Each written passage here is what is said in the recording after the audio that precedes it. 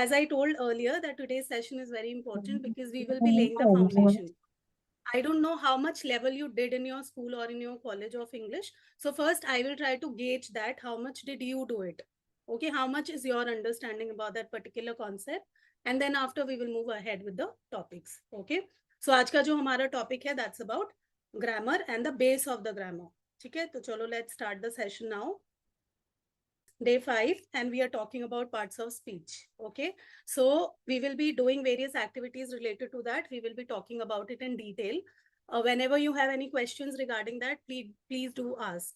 Okay, और अगर लगे कि थोड़ा सा बहुत theoretical हो रहा है, so just let me know. I do not want to bore you with the grammar details. So whenever you feel that बहुत ज़्यादा theoretical हो रहा है, just let me know. We will switch or we will do some other activity so that you can be more involved. Okay, so this is the application that I sent in the group also. I could see Ishika did that assessment and she got 16 correct out of 20. So well done on that. So this is my application, my academy application. You can download it and I keep uploading tests in that. Okay, and I keep uploading other various things also, like PDFs and videos and all those things. So you can download this and whenever I ask you to attempt a test on the application, do that. Okay. So it is from the name of LBA, the BrainRoots Academy.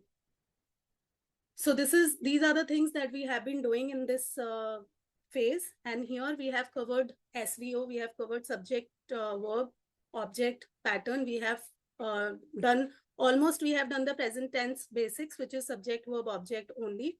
We are working on our vocabulary and pronunciation. We have already covered in the previous sessions. We have been talking about, various topics through audios or videos. So we have been practicing simple sentences, that how to say them and how to build a simple sentence using SVO pattern. So we have done all these things and today we are talking about parts of speech. Okay.